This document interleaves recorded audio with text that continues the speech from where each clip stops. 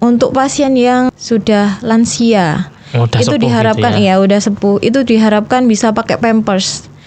Jadi nanti pas operasi, pas duranta mau pipis itu nggak bangun lagi, karena kalau sudah operasi itu kita harus neruskan, nggak bisa kalau dijeda. Programnya kita kan sudah nggak ada jarum suntik lagi, jadi kita operasi itu sudah pakai tetes mata. Jadi anestesinya pakai tetes mata, biusnya tinggal ditetes aja, jadi nggak usah takut lagi.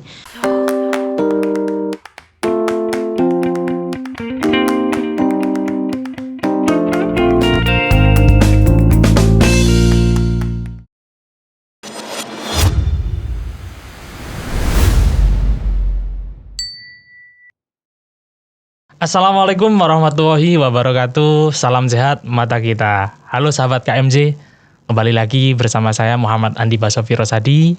Kali ini kita akan membahas topik yang sangat luar biasa, yang sangat menarik, dan mungkin beberapa ada pasien itu kadang takut gitu kan, karena tidak tahu, yaitu tentang persiapan sebelum tindakan operasi.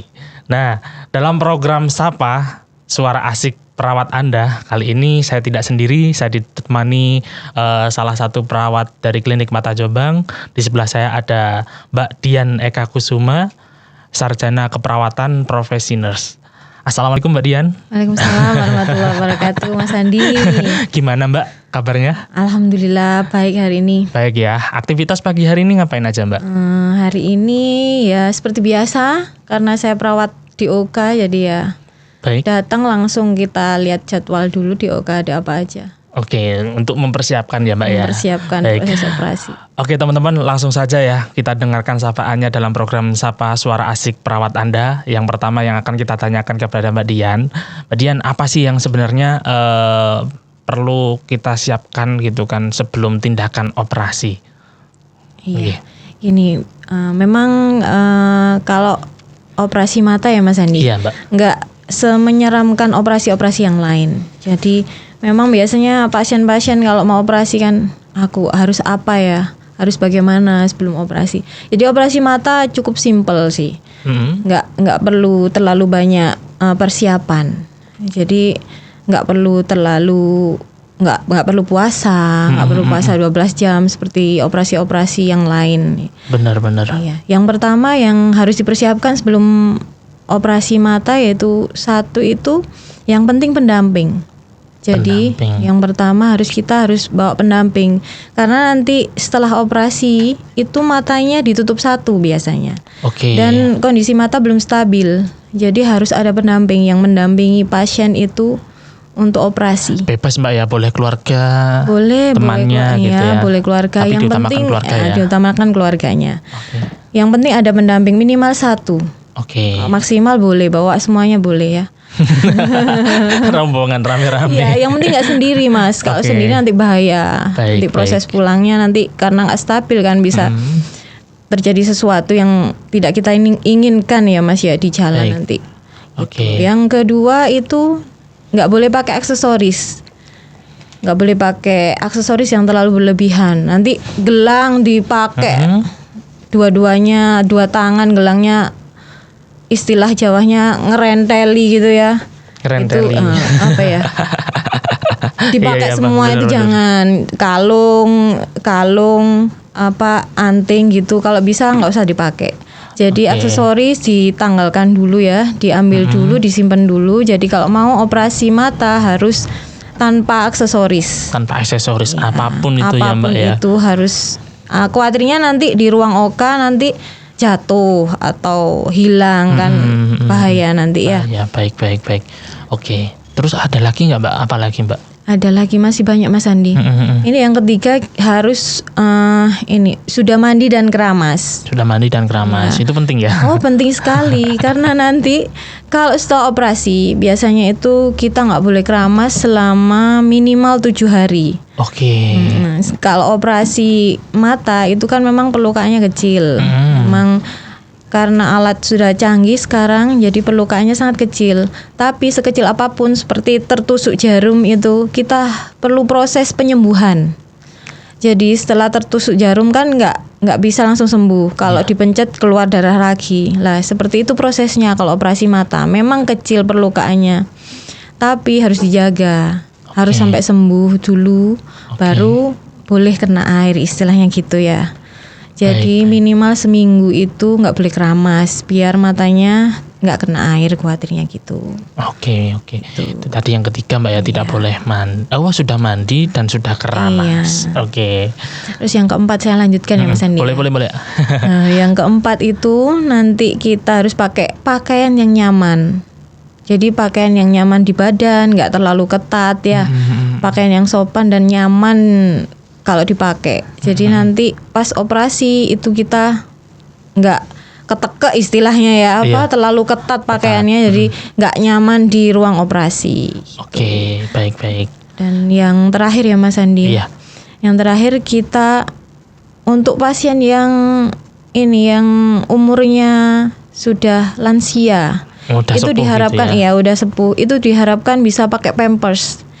Jadi nanti pas operasi, pas pas waktu operasi itu kalau mau pipis itu nggak bangun lagi, karena kalau sudah operasi itu kita harus neruskan, nggak bisa kalau dijeda pipis dulu itu nggak bisa. Jadi kita sudah proses operasi, sudah kita laksanakan prosedur operasinya, itu nggak boleh. Jadi harus tetap di situ selama proses operasi. Sebenarnya proses operasinya sebentar kok Mas, 15 menit aja. Tapi kalau nanti di 10 menit sudah mau selesai tapi kudu pipis, akhirnya ngebrok kan, yang kita harus membatalkan operasi, betul. Malah nanti infeksius ruangannya. Oh ya, oke ya, bener penting banget itu Mbak ya. Berarti yang terakhir tadi ya, untuk pasien yang lansia ya, terutama ya.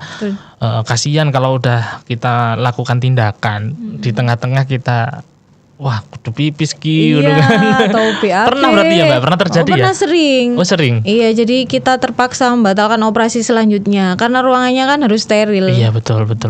Ya, karena kan ruangan operasi nggak boleh infeksius tadi itu ya, bener. Berarti ada beberapa yang emang perlu dan penting banget yang harus disiapkan kepada pasien untuk tindakan sebelum operasi ya Mbak ya. Sebenarnya nggak terlalu yang berat ya. Iya, nggak perlu. Kalau operasi yang lain ya puasa dulu. Iya, benar. Nggak boleh aktivitas terlalu berat gitu. Nggak sih. Kalau operasi mata sih nggak ada masalah. Iya, sih. kadang kan ada beberapa pasien itu kata-kata operasi itu udah menjadi momok gitu kan. Iya. Padahal tindakannya ya nggak perlu yang lama-lama ya Mbak ya tadi ya, cuma 15 menit aja ya.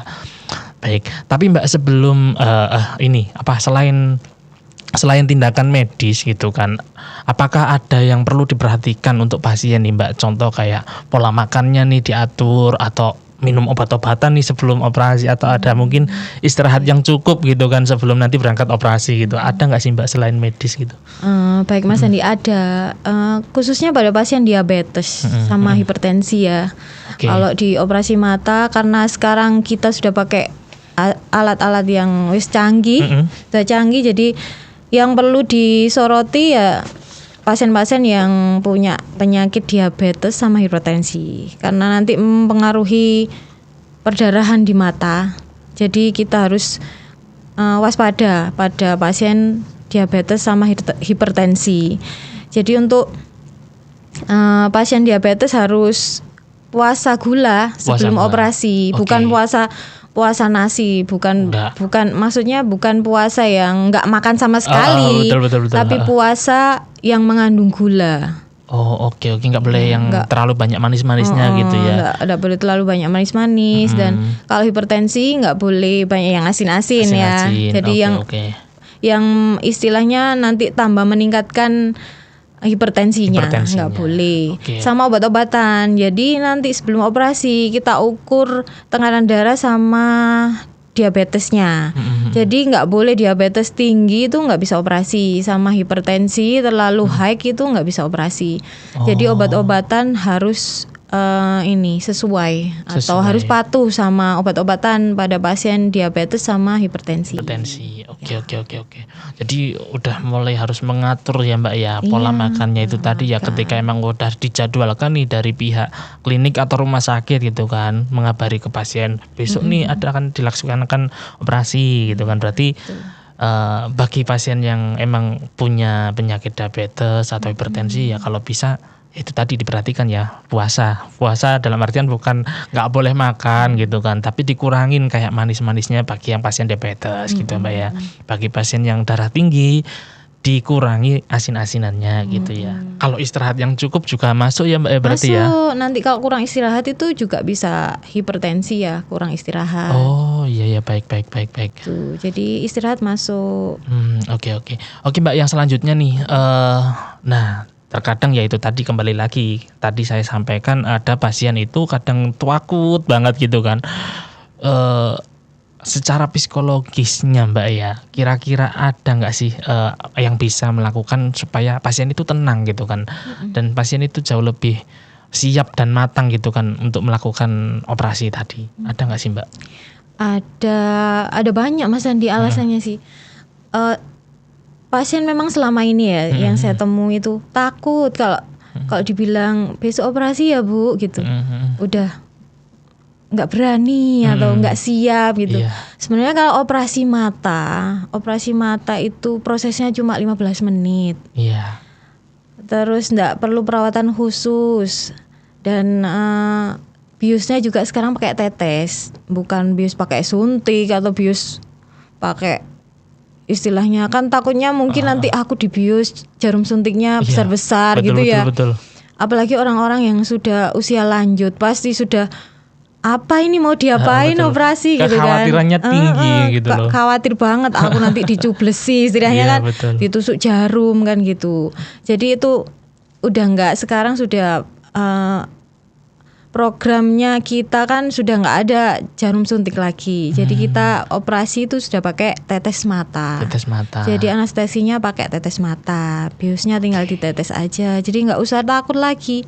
Jangan takut lagi karena istilahnya nggak sakit, perih aja mungkin ya. Karena efek biusnya kan diteteskan kan perih.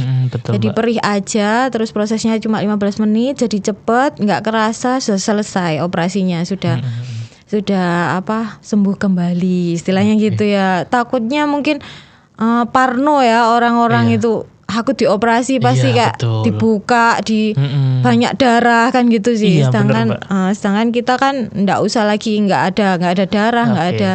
Alat kita sudah canggih-canggih, apalagi sekarang kan upgrade terus alat mata kan, jadi sudah ndak ada darah lagi. Kita sekarang kan pakai laser ya, paku emulsifikasi itu istilahnya. Kalau orang awamnya kan bilangnya operasi laser. Iya benar. Iya, jadi lebih canggih ya Mbak ya alatnya ya. Jadi udah minim nyeri, minim rasa sakit gitu kan, tanpa suntikan gitu ya. Prosesnya juga cepat, operasinya nggak perlu berjam-jam lagi, cuma 15 menit. Baik. Oke Mbak, yang terakhir nih yang saya mau tanyakan gitu kan. Kira-kira ada nggak sih pantangan sebelum tindakan operasi itu dilakukan supaya operasinya itu bisa semaksimal mungkin gitu kan? Ada nggak sih Mbak? Pantangannya yang tadi ya Mas Andi, pada pasien diabetes sama hipertensi aja. Jadi pantangannya ya tadi nggak boleh makan makanan yang gulanya tinggi ya istilahnya. Makan tetap boleh makan, tapi nggak boleh yang mengandung gula. Kalau diabetes, kalau hipertensi tadi nggak boleh banyak garam. Pokoknya makanan yang bisa membuat hipertensi itu tambah naik. Iya. Pantangan yang lain mungkin istirahat ya. Jadi sebelum operasi istirahat dulu. Nanti habis kerja berat terus langsung operasi itu ya nanti bisa tremor ya, kaget, aktivitas tubuh. Kalau bisa ya harus istirahat dulu 1 hari itu baru operasi biar bisa tenang juga kan psikologisnya. Baik. Luar biasa Mbak Dian ya. Mungkin Mbak Dian ada pesan-pesan buat pasien yang di rumah atau penonton yang ada di channel YouTube kami ya, gitu kan. Barangkali ada yang mau disampaikan untuk terkait yang kita bahas pada hari ini gitu kan. Untuk pasien-pasien operasi yang mau operasi terutama ya. Iya. jangan takut, jangan ragu lagi. Kalau memang sudah didiagnosa sama dokter harus operasi, iyakan aja, harus dilakukan diiyakan aja, kita ikuti prosesnya, jangan takut lagi. Tadi sudah dijelaskan di podcast penjelasannya tadi di awal. Jadi prosesnya sekarang sudah pakai alat yang canggih, sudah cepat selesai, jadi tidak boleh takut lagi kalau mau operasi. Oke, siap, luar biasa ya teman-teman. Terima kasih Mbak Dian untuk ilmunya. Sama-sama. Gitu ya, wawasannya ini sangat informatif gitu kan. Jadi buat pasien-pasien yang emang tadinya itu merasa takut gitu kan, ketika melihat video kita hari ini gitu ya, semoga aja udah nggak takut gitu kan, karena udah tahu ternyata operasi mata itu nggak yang menyeramkan itu gitu kan, bukan kayak momok yang harus ditakuti gitu loh. Ya kita harus hadapi, kalau emang itu udah termasuk diagnosa dari dokter harus dioperasi, ya harus dioperasi kan gitu ya Mbak ya. Oke Mbak Dian, mungkin itu aja yang kita bahas pada podcast kita kali ini ya. Kita ketemu lagi nanti di episode yang selanjutnya. Semoga bisa memberikan informasi-informasi yang luar biasa gitu ya. Terima kasih. Saya Andi pamit undur diri. Wassalamualaikum warahmatullahi wabarakatuh.